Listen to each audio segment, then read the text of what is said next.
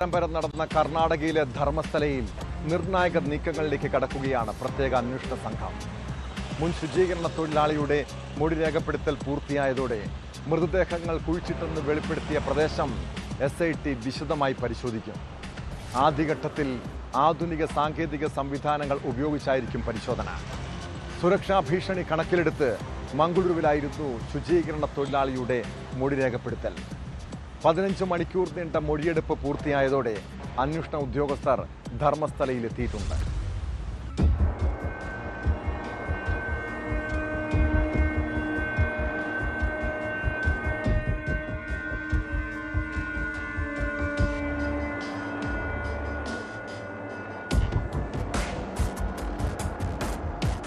ധർമ്മസ്ഥലയിലെ ഞെട്ടിപ്പിക്കുന്ന വെളിപ്പെടുത്തലിൽ നിർണായക നീക്കങ്ങളുമായി പ്രത്യേക അന്വേഷണ സംഘം കേസിലെ ഏക സാക്ഷിയായ മുൻ ജീവനക്കാരന്റെ മൊഴി രേഖപ്പെടുത്തൽ പൂർത്തിയായി. നിർണായക വിവരങ്ങളാണ് മുൻ ജീവനക്കാരൻ SITക്ക് മുന്നിൽ വെളിപ്പെടുത്തിയത്. ധർമ്മസ്ഥലയിലെ വനം വകുപ്പിന്റെ സ്ഥലത്ത് മൃതദേഹങ്ങൾ എവിടെയൊക്കെ കുഴിച്ചിട്ടിട്ടുണ്ട്, ആരാണ് തന്നെ ഇതിനെ നിയോഗിച്ചത്, 1995 മുതൽ 2014 വരെയുള്ള കാലഘട്ടങ്ങളിൽ എത്ര മൃതദേഹങ്ങൾ ഇത്തരത്തിൽ കുഴിച്ചിട്ടു, ഏത് നിലയിലായിരുന്നു മൃതദേഹങ്ങൾ, ഏറ്റവും ഒടുവിൽ 2014 ഭീഷണിയെ തുടർന്ന് പലായനം ചെയ്യേണ്ട സാഹചര്യം തുടങ്ങി നിർണായക വിവരങ്ങളാണ് SITക്ക് നൽകിയത്. സുരക്ഷ കണക്കിലെടുത്ത് മംഗളൂരുവിലെ കത്രി പാർക്കിന് സമീപമുള്ള ഇൻസ്പെക്ഷൻ ബംഗ്ലാവിൽ വെച്ചായിരുന്നു മൊഴി രേഖപ്പെടുത്തൽ. അഭിഭാഷകർക്കൊപ്പം എത്തിയായിരുന്നു മൊഴിയെടുപ്പ്. മൊഴി രേഖപ്പെടുത്തൽ പൂർണ്ണമായും ക്യാമറയിൽ ചിത്രീകരിച്ചിരുന്നു. നേരത്തെ കോടതിയിൽ നൽകിയ രഹസ്യമൊഴിക്കപ്പുറം കൂടുതൽ വിവരങ്ങൾ ഇയാൾ അന്വേഷണ ഉദ്യോഗസ്ഥർക്ക് മുന്നിൽ വെളിപ്പെടുത്തിയിട്ടുണ്ട്.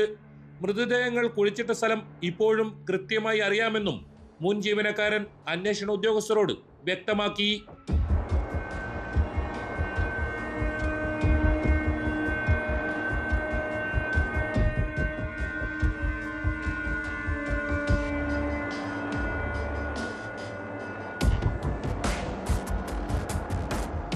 സാക്ഷിയുടെ മൊഴിയെടുപ്പ് പൂർത്തിയായതോടെ വിശദമായ പരിശോധനയ്ക്ക് ഒരുങ്ങുകയാണ് പോലീസ്. മണ്ണിനടിയിൽ മൃതദേഹാവശിഷ്ടങ്ങൾ ഉണ്ടോ എന്ന് കണ്ടെത്താൻ ഗ്രൗണ്ട് പെനട്രേറ്റിംഗ് റഡാർ ഉൾപ്പെടെയുള്ള സംവിധാനങ്ങൾ ഉപയോഗിച്ച് സ്ഥലം പരിശോധിക്കാനാണ് ആലോചന. ഇതിനായി റിട്ടയർഡ് മേജർ ഡോക്ടർ ഇന്ദ്രപാലിന്റെ സേവനം തേടിയേക്കും. മരങ്ങൾ തിങ്ങി നിൽക്കുന്ന പ്രദേശമായതിനാൽ ഭൂമി കിളച്ചുള്ള പരിശോധന പ്രായോഗികമല്ല എന്ന നിഗമനത്തിലാണ് ഉദ്യോഗസ്ഥരുള്ളത്. കൂടാതെ തെളിവുകൾ നശിക്കാനും ഇത് ഇടയാക്കും. അഭിഭാഷകരുടെ സാന്നിധ്യത്തിൽ ശുചീകരണ തൊഴിലാളിയെ സ്ഥലത്തെത്തിച്ചായിരിക്കും പരിശോധന.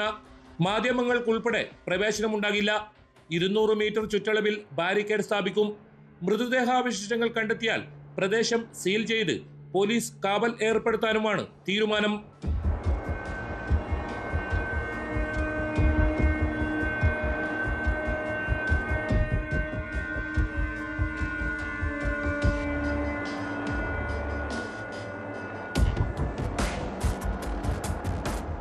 വിദ്യാർത്ഥികളെ അടക്കം 100ഓളം പേരെ കൊന്നുകുഴിച്ചു മൂടിയെന്ന ശുചീകരണ തൊഴിലാളിയുടെ വെളിപ്പെടുത്തൽ സംബന്ധിച്ച് ന്യൂസ് 18 ആദ്യം വാർത്ത പുറത്തു കൊണ്ടുവന്നത്.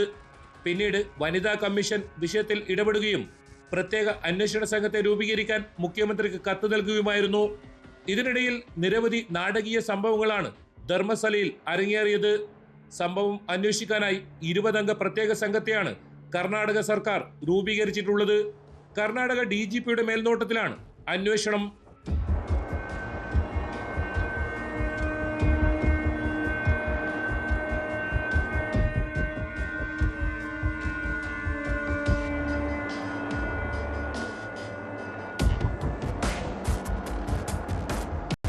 ന്യൂസ് 18 ധർമ്മസ്ഥല.